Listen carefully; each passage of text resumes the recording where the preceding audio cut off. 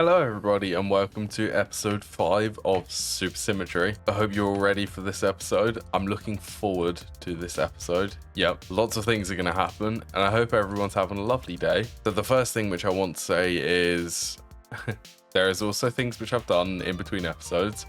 The first thing which I did in between the episodes was expand base, because I know that I'm going to need to expand, or I knew that I'm going to need this to be expanded for the future, and it wasn't too difficult. And I also had to change up some of the color themes in here so the mobs couldn't spawn on the floor. As you can see, it was super fun building this though, especially the color palette. I also built this lovely room which is going to house the silver production. You know, the infamous silver chain. That's going to be fun once I get to build that. I also went and placed string on top of the greenhouse as suggested by you in the comments.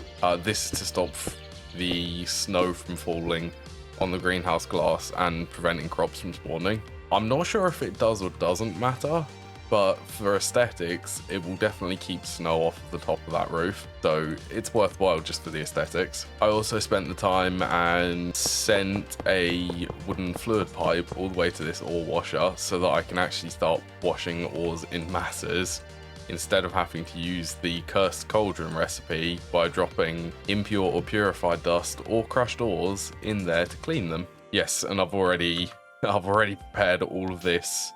Acanthite, I think, is how you pronounce that. Acanthite plus calcite, since this is going to be used for this silver chain. Yes, so this silver line, the machines required to build this silver line are a basic gas collector, along with 2 high pressure steam roasters is what I'm going to use. I'm also going to need 2 extra low voltage electric pumps. This will allow fluid outputs from the steam roasters. I'm also going to need 2 conveyors, one for the item output for 2 of these roasters. No, both of these for item outputs for the 2 roasters. What was I thinking then? Completely the wrong thing. And I also need one of these robot arms so that I can limit how many items flow into one of these steam roasters. I'm going to be setting this up properly this time. It will run forever and there won't be any issues. So the first machine to set up in this processing chain is going to be this gas collector. And after giving this steam turbine a steam supply and setting circuit 1, I believe, in this gas collector, should allow this to start producing air for us and an ominous hum. I'll sound muffle that.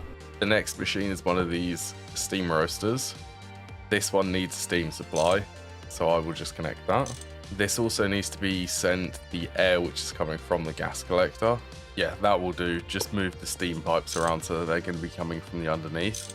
And this top one is going to be the item input, and it's going to take out of this drawer here. And before I allow this robot arm to actually start supplying items to this, I need to set a filter for it.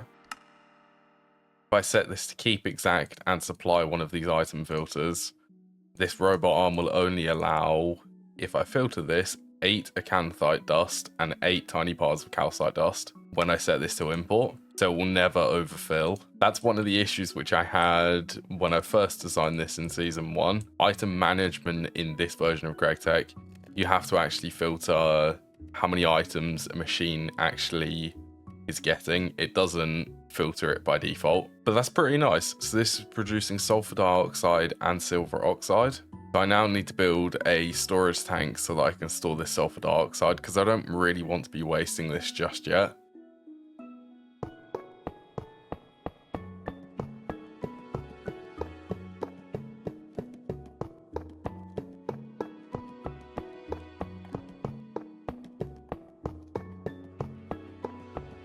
And I can confirm that wall sharing these multi-block tanks is possible. Pump will allow this to just export the fluid into this fluid pipe, which should mean that sulfur dioxide is now coming into this tank. That is super. Symmetry. And now this just leaves the silver oxide. So this one is going to be exported using a conveyor into the next steam roaster, which this one also needs a fluid output. And an item output, which is going to go into this drawer on the top.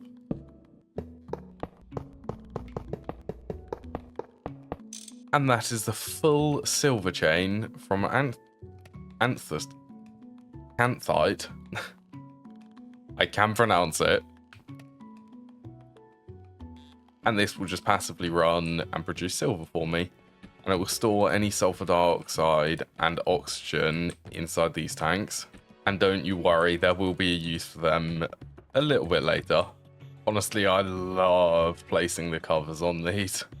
That's just cleaned up all of the cables. Even this steam turbine is hiding underneath these facades. Yeah, honestly brilliant for keeping things tidy. This is the entire processing chain for silver. It's a small one, but I'm getting practice for what's up ahead. And since I have a stable source of silver now, I'm going to finish crafting all of the solar boilers to finish that solar boiler array. This is 17, look at all of them. Yeah, it's going to be good setting up all of these, especially since I am starting to run out of steam. Running the silver processing chain along with the LV machines, it's using all of my steam. Yeah, this is the steam supply. It's empty. I've used all of the steam. Yeah, I never thought that I'd be able to use it all, but I have. It's good that I'm going to be upgrading all of these solar boilers. This should bump my steam production from 72 millibuckets per tick to 378 millibuckets per tick. Quite a lot more. So much more that I'm actually going to need to upgrade the steam lines to support this higher flow rate. I'm also going to change this steel multi-block tank so that I can have two together, since the amount of steam which I actually need to store for overnight is actually going to be around, this is an approximation, 2 million litres or 2 million millibuckets. Be able, when the solar boilers stop working at night, to carry me until the next day. Twice as much steam storage. I have quite literally figured out that I can wall share these tanks. And it saves so much space, and it saves some steel also. Unfortunately, I can't wall share the tank valves for this. They have to have two separate ones for each of these tanks, so keep that in mind. When I tried it with only one, it would only fill up one of the tanks and the other one wouldn't form properly, so yes, cannot wall share the tank valves. Okay, so the way that things were going to go for this part of the video, I was going to actually make another processing chain and then make the assembling machine, but because the energy hatches required for this processing chain need the coils, I actually need to make this assembler. So there's one reason for me to avoid making this assembling machine, and that's when I make this, this should allow bandit raids and zombie invasions to happen now that I have this. So basically, I really need to get well equipped now that I've made this. And that's exactly what I'm going to proceed with this newly made assembling machine, setting this to program circuit number 1 with some iron rods and fine steel wire. Loud, that's going to get sound muffled. This will allow me to produce the coils required for the energy hatches, which is exciting, isn't it? Making these coils. Another use for this assembler is making up these large fluid cells. Or these are called MD steel cells. They store up to 8 buckets of any type of fluid. I'm happy to see there's a quest for them. They are invaluable for fluid transport. Yeah, look at this, just taking resin out. I'm using this to make glue, since this is also required for the LV hatches. I've only just realised, but this centrifuge kind of sounds like a washing machine running. Or a tumble dryer. And to make these hatches by default, ins are made with program circuit number 1, and that includes the fluid and items, so I can stack these ones up completely fine. And then fluid outputs are made with program circuit number 2, and that does include items and fluids as well. You might be able to deduce what I'm going to be making up in the top left. I'm not going to hover over it to try and keep it a surprise. Honestly, this processing chain is just slightly maddening the more I look at it. So here's something else which is quite fun. This fermentation vat which I need to make requires 46 ULV machine casing. That's a whole lot of raw time which I've been preparing for this. Basically what's been going on is all of the steel which I had has run out, nearly. I'm currently making up a bigger batch of that. Oh boy, that is... Oh, my inventory's terrible. There's just machines everywhere. Yeah, this is quite a processing chain. Look at me here. I'm getting ready for it. Yes, so this processing chain, which I've been talking about, I haven't actually said what it is yet. Well, some of you might be able to guess it. There have been a lot of hints as to what I'm trying to make here, and that is polyethylene. It's required for the combat shotgun. Yeah, to make the combat shotgun, I need polyethylene sheets, which means that I have to do the entire polyethylene chain, or at least kind of do it. So let us begin.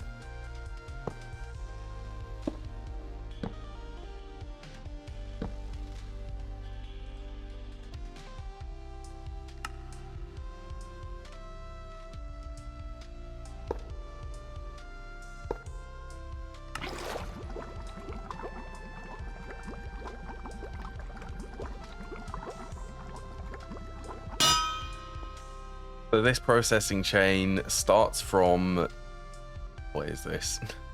It starts from the sugarcane dust.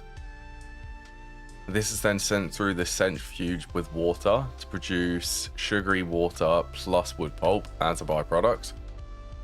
Then I send the sugary water through this crystallizer, which will then produce the sugar, which is not required for ethanol, but I'm going to use it because it increases the efficiency of the recipe. Also, don't do what I did and make the mixer, because this is actually gated behind medium voltage here. Yeah, the recipe for clarified sugary water, it does look like a low voltage recipe, but the mixer cannot hold 10 buckets at a time. Therefore, this is gated by the medium voltage mixer, which can hold 10. Yeah, do as I say, not as I do. I already tried it before. But I'm going to leave that out because, yeah, it didn't work. So this is how it actually works.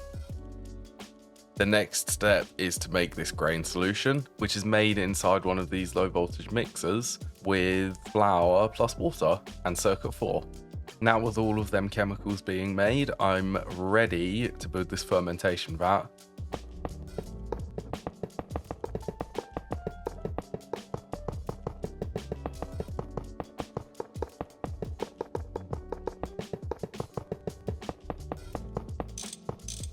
So this fermentation vat, glorious thing here, look at this. This takes the inputs of the grain solution, sugar and water to produce the impure ethanol. This also needs circuit 3, which I can set in one of these input buses.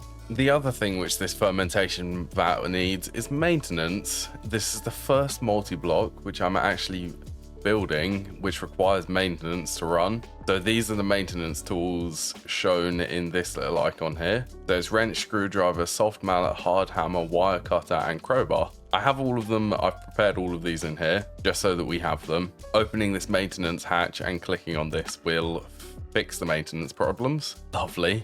Oh, a side note which I missed when I was recording this, all of these tools have to be in your inventory for this to actually work properly. And the things to take away from maintenance issues, they happen randomly, but they are more likely to occur when the machine has been running for, I think it's a few hours. If the machine's been running non-stop for a few hours, the likelihood of maintenance increases as the time goes on. And then it just means that you have to perform maintenance on the multi-block again. That's the sugar inside this fermentation vat. So I've temporarily paused this so that I can make sure that the energy is full back here. There is enough energy for 2 of these recipes. So another thing to take away from using these fermentation vats is, well, any multi-block for that matter, if the energy runs out, you will lose the recipe which is currently running inside the multi-block. So you don't want the energy to run out when this is running. Otherwise it will void items. Yes, this is 120 seconds for this to actually run, which is why I've made sure that the energy, there is enough in these batteries. And the impure ethanol has finished, which now means that I can work on the next part of this chain. Oh, it just keeps getting longer to produce polyethylene. Well, for this one, I need to send the impure ethanol through this distillery. This will then produce the ethanol water azeotrope. I next need to send the ethanol water azeotrope through a CSTR. I wasn't sure what that was then for a second. A continuous stirred tank reactor.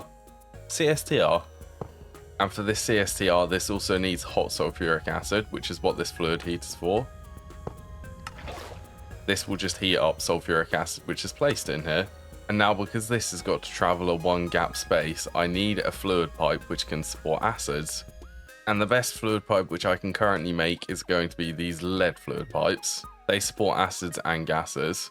So this should be completely safe to send acids through this lead fluid pipe now. Oh, this is fast. Yeah, this is ethylene. This is how you get ethylene. I just can't believe all of this for ethylene. Now, to get the ethylene and dilute sulfuric acid out, I'm going to need these fluid filters. I can place these on these fluid pipes and they act as a cover. So I can filter how these operate, and I will filter these to drain. The top one I'm going to set to ethylene. This one to the right, I'm going to set this to the dilute sulfuric acid on the drain, not fill, because we're not trying to fill up this pipe, we're trying to drain this one into the smaller pipes. So this will then send the sulfuric acid into this distillery, which will convert the sulfuric acid back in, or the dilute sulfuric acid back into sulfuric acid, which will then keep this cycle going. Hopefully, everything has been set up correctly. Setting auto output for this one should get everything to work properly if I've set it up properly. So I'm also using this quadruple lead fluid pipe to be able to do this, which I'm so glad that these actually exist for multiple fluids. And this is distilling the dilute sulfuric acid back. Then the fluid heater will heat it up and the cycle will now continue. Yeah, this is a good little processing chain, good automation here. I mean, you're starting to get an idea of the spaghettiness of these pipes. And the last thing in this processing chain is to build the polymerization tank.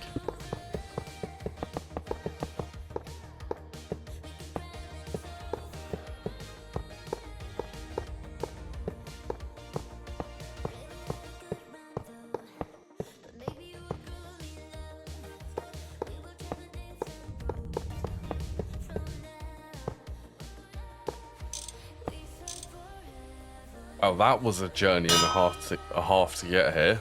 Yeah, this should be ready to start producing some polyethylene though. Oh, finally, polyethylene pulp. Well, ethylene is completely on passive from, well, not completely, partially. All I need to do is supply its flour and sugarcane effectively, and all of this will run and produce polyethylene for me. Isn't that good? Look, come off of the crops. They broke down both of my doors the zombies have. So I'm nearly ready to be able to make the combat shotgun. Before I can make that though, I need to make one of these fluid solidifiers, which isn't terrible to make these now. Believe it or not, I actually have most of the stuff inside this crafting thing, which was left over inside the crafting station. They were components which were left over from building the polyethylene chain. I might as well reuse them. So basic fluid solidifier, and I also need to pick up one of these basic weapons factory. This will actually allow me to start producing some of these special weapons, mainly the combat shotgun and the ammo for the shotgun. LV trolling machine, that's the quest for it. To make the plastic gun stock, I first need to place the polyethylene pulp inside this basic extractor to convert it into a liquid. Then need to be placed in the fluid solidifier to turn into plates. And then I can make the plastic gun stock. That's the quest for soldering alloy, which is required for this shotgun. Soldering alloy isn't terrible to make, it's just lead, tin and antimony in one of the mixers to make the soldering alloy dust. Next needs to go into the fluid extractor to liquefy it. Oh, right. So I'm going to make the steel receiver with steel plates, steel rods, small steel gears, small steel springs, steel bolts and steel screws. And a little bit of soldering alloy. steel barrel is made just by placing a steel rod inside a lathe, which now means I'm finally ready to make the combat shotgun. So using the steel barrel, steel receiver, plastic gunshot, steel rod, small steel spring, and 4 steel plates, plus the little bit of soldering alloy, will now make, finally, this combat shotgun.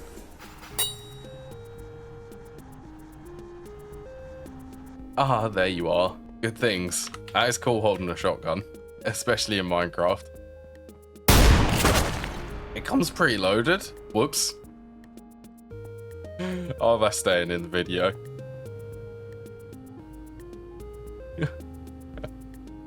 Oh, it's preloaded with ammo. Okay, well, I need to make more ammo for this because I don't actually have any extra. Honestly, I could not be trusted with guns in real life. I can't even be trusted with them in game. One shot. That's what I want this shotgun.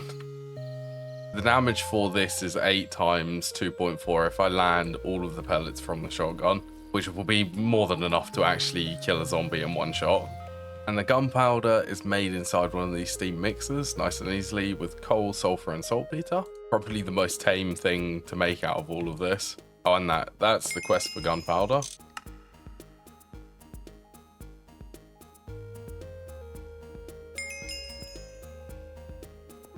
And that's the quest for the shotgun, the combat shotgun. Yeah, the shotgun round's really easy to make, actually. Once I've got the gunpowder and the blast furnace, that made it really easy to make them. So, I'm feeling much more safe now that I actually have a half-decent weapon instead of using a sword. And it's a short-range weapon, but still a ranged weapon nonetheless.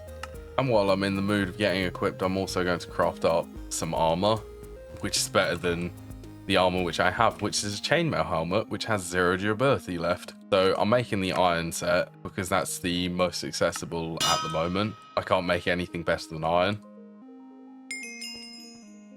And there's also a quest. So yeah, it's better than nothing. And I have this lovely shotgun to go with me.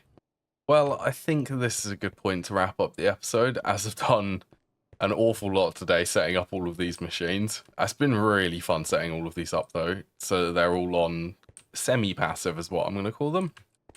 So yes, I hope everyone has thoroughly enjoyed today as much as I've enjoyed playing. I hope to see you all again some other time in the next episode of Supersymmetry.